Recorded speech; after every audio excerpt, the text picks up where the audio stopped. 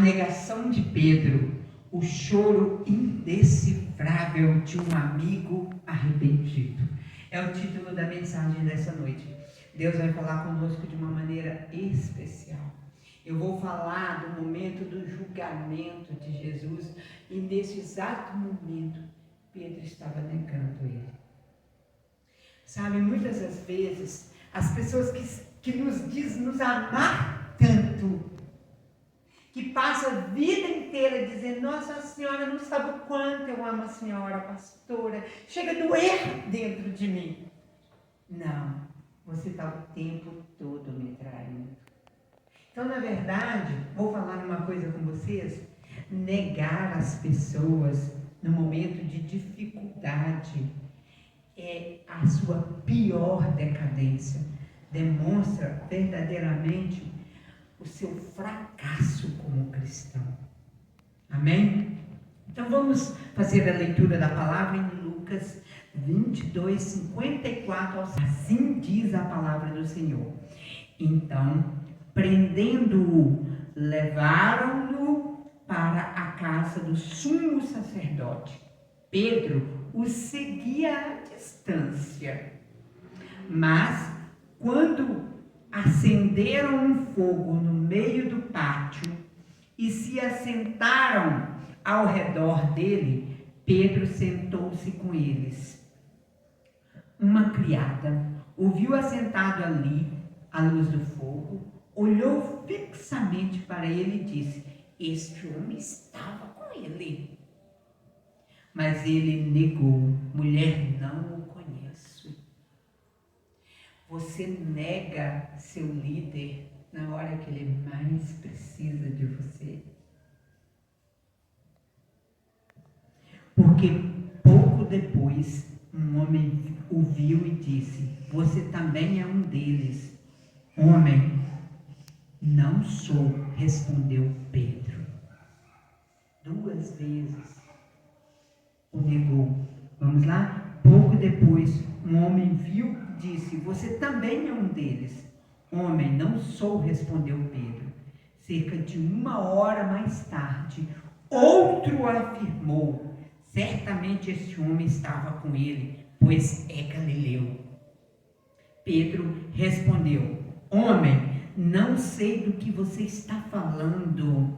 Gente, ou seja, já estava mentindo, fingindo não ver a verdade, se aproveitando de uma situação. Falava ele ainda quando o galo cantou. O Senhor voltou-se e olhou diretamente para Pedro. Então Pedro se lembrou da palavra que o Senhor lhe tinha dito: antes que o galo cante hoje, você me negará 3 vezes. Saindo dali, chorou amargamente. Ou seja, o choro indecifrável de um amigo arrependido. Ou seja, ali ele chorou amargamente. O que adianta ficar chorando pelos cantos, dizendo estar arrependido? É necessário retratar tudo. Enquanto isso, um julgamento cheio de maldade e falsas acusações acontecia no Sinédrio. Esse Sinédrio era exatamente onde estava acontecendo no pátio, onde eles acenderam o foguinho e estavam ali tentando o quê? Aquecer o coração amargurado. Ou seja, o acusado, um homem inocente, seu único crime, ser Deus. Seu único crime, viver pelas pessoas. Seu único crime, ajudar as pessoas, servir as pessoas. Enfim, no coração de todos os que o acusavam, também no daquele que o julgava, notava-se a frieza de homens sem liberdade, cativos pelo pavor de perder o conforto e o prestígio que o mundo pode oferecer. Parecia que o vento gelado que cortava o rosto dos que lá estavam tratava-se apenas de uma reverberação da gelidez que se encontrava no interior deles mesmos, cheios de raiva e rancor. Do que adianta você se mover, deixar ser movido pelo rancor? Ai, eu vou apelar para a justiça. Ai, eu vou apelar agora para a minha própria mão. Deixa eu te falar, quando você apela para a justiça das suas próprias mãos, para a justiça daqui da terra, ou é desse tamanhozinho diante da justiça de Deus. E mais, quando você apela para a sua própria justiça, para a sua própria vingança, demonstra que você só tem uma coisa no seu coração: rancor, ódio, vingança. Aí sai-se a presença de Deus. O Espírito Santo se afasta, porque é notado por Deus que o que está imperando dentro de você é o rancor, é o ódio. Então, não posso falar uma coisa? Deixa na mão de Deus. Deus tem suas formas de trabalhar. Então, vamos prosseguir. Como a temperatura caíra repentinamente, mais que depressa, ainda durante a sessão de julgamentos, ou seja, o julgamento que estava acontecendo lá com Jesus, né? Alguns guardas, acompanhados por servos do sumo sacerdote Caifás, acenderam uma fogueira para se aquecerem. Mal sabiam eles que a fogueira que acabaram de acender no centro do pátio seria capaz de aquecerem apenas seus corpos, apenas superficialmente.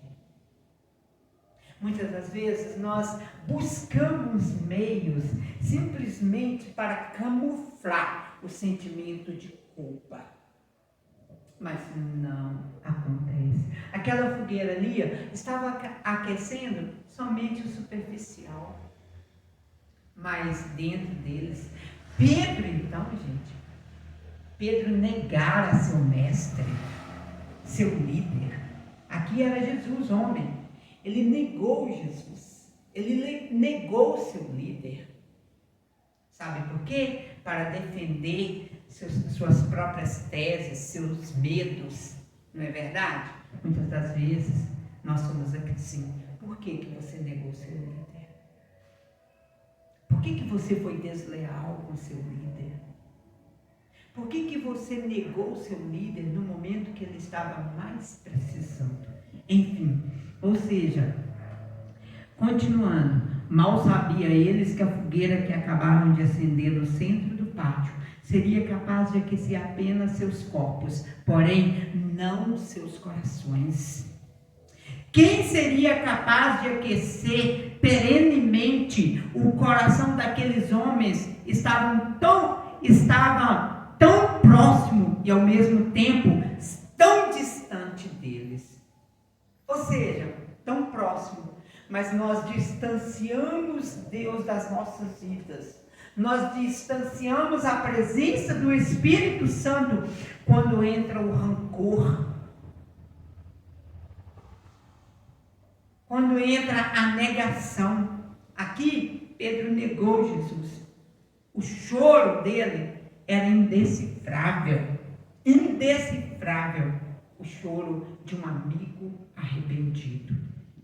Por fim, a poucos metros, tentando entender o que estava acontecendo, encontravam-se alguns que participavam da intimidade do homem que era acusado de ser blasfemo.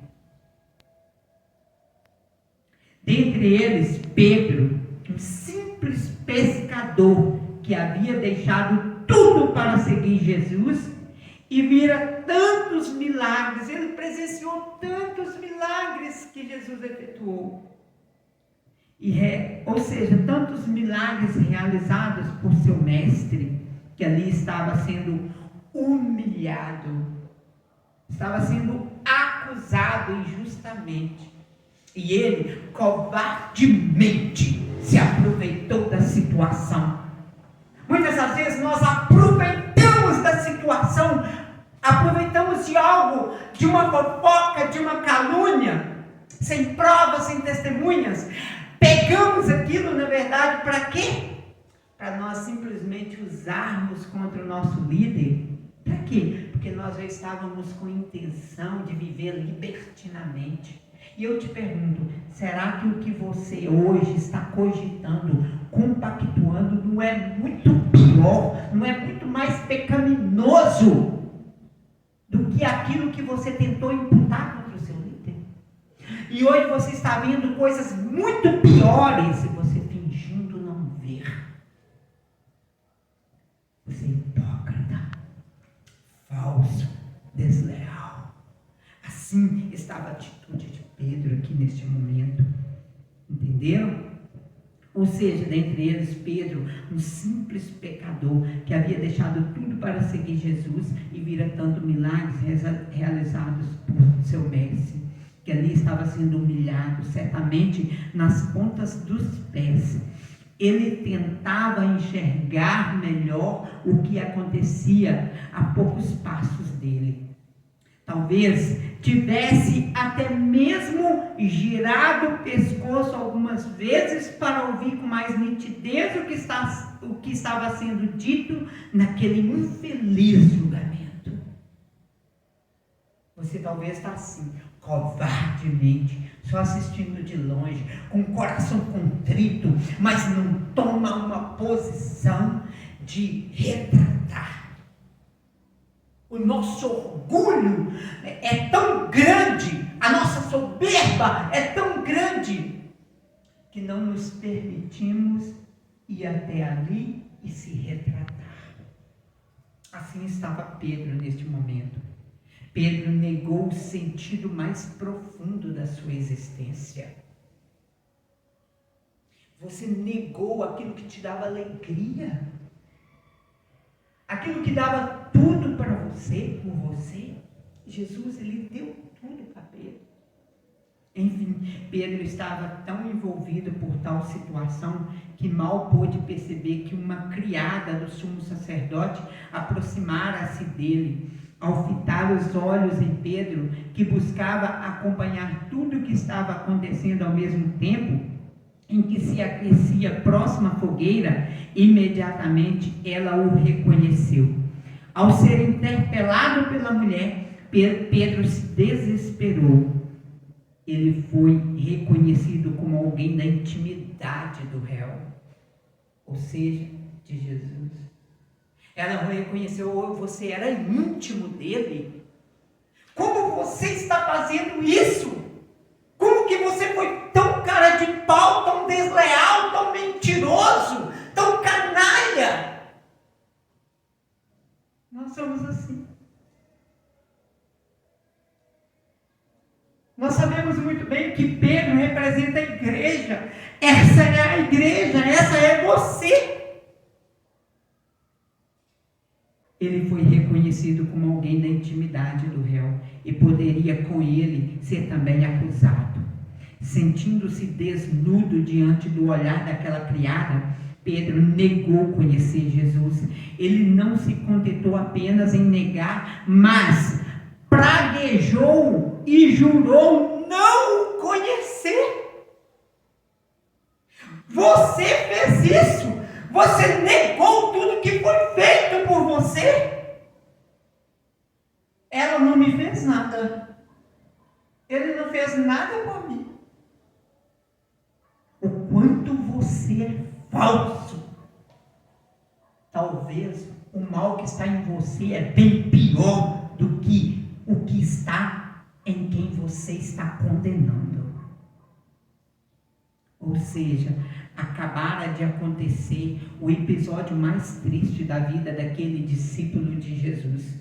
Alguém que havia recebido do mestre tantas provas de afeto e de carinho. Ao negar que conhecia Jesus, Pedro negara o sentido mais profundo da sua existência e da sua vocação. Amar a Cristo de todo o seu coração e ser pescador de homens, como ele foi capaz de negar a aquele que o fez experimentar, andar sobre as águas, e no momento em que estava afundando no meio da tempestade, agarrou pela mão e o conduziu seguro para o barco. Como pode ele ter negado e ter esquecido de tudo que foi feito?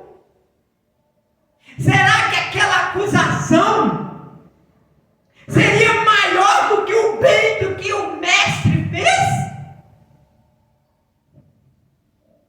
Enfim, ou seja, a fraqueza humana mais uma vez traiu Pedro, assim como trai cada um de nós.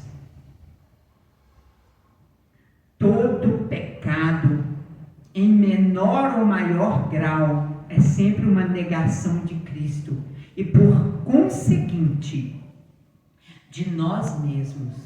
Assim, todo pecado é uma ruína para o homem. Diante dessa realidade, a luta diária contra os pecados graves e deliberadamente os menos graves jamais pode cessar.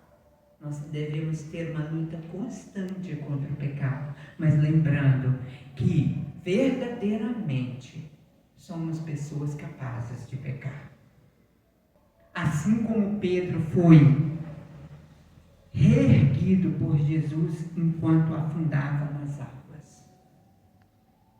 E se porventura acontecer a queda enquanto estivermos vivos, existe a possibilidade de nos reerguermos, assim como Pedro foi reerguido por Jesus enquanto afundava nas águas. Sim, nós temos essa chance. Pedro chorou.